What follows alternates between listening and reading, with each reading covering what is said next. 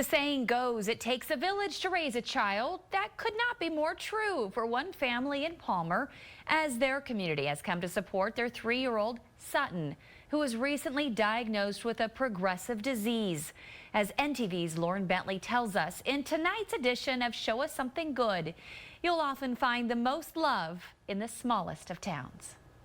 This football field here in Palmer holds a special memory for one family, as their son was celebrated by the community after he was given a scary diagnosis.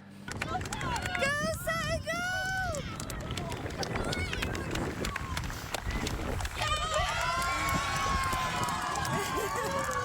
Because it brought attention to those boys that life is sometimes bigger than football. It was a touchdown that meant the world to 3-year-old Sutton Hake. He is our Spitfire, our second-born wild child. Typical 3-year-old boy. His parents, Whitney and Brian, say he's full of energy, just like any little boy. But when he was trying to take his first steps, they noticed something was wrong. So they searched for answers, and after months, they got them.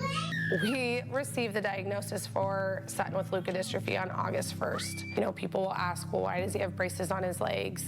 Now we have an answer, and that probably was the hardest in all these months, as there were so many unknowns that we didn't know. It's a rare neurological disorder that attacks the white matter in the brain. It breaks down, and eventually that white matter is no longer there to protect the nerves. The progression of it, you don't know, is it a year, 2, 5, 10 years, 20 years? Though they've had time to process it, the Hakes say the reality still hasn't set in. Every once in a while there's a few gut punches, like he had to get fitted for a wheelchair and a walker yesterday. But they aren't living with this diagnosis alone, as people from across the state have come together to support Sutton. He ushered the Palmer High School team out onto the football field. Then that weekend, he was the Grand Marshal in the Fall Festival Parade here in Palmer. We have a Sutton Squad account up at our local bank. So any medical expenses that our insurance can't cover, this is what it will go towards. He also got to score a touchdown at a football game. Especially his smile, once he touched his uncle, it felt amazing. So to see them all surround him and cheer him on was, as a mom, you think he may never get to do that someday. The way he ran was like, he wanted to get there. Those helping fundraise and spread awareness for Sutton say it's just what a small town does. Everyone treats you like family. They treat your own kids like they're their own.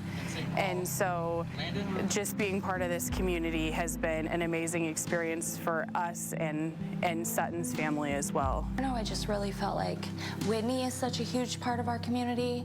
She has taught a ton of kindergartners and helped raise them, and she jumps in anytime she can. And so I just feel like everybody thought that, or everybody was just willing to chip in. The road that they've got ahead of them, I mean, it's going to be, a long road, and they need all the help you can get. Helping some other family with needs, and it feels really good.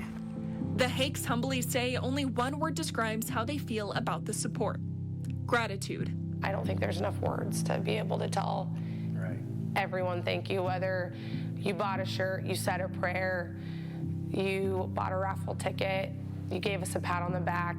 And though the future for Sutton's health is unknown, Whitney and Brian say they'll stay positive. We hope that he gets to be a kid, graduate, get married.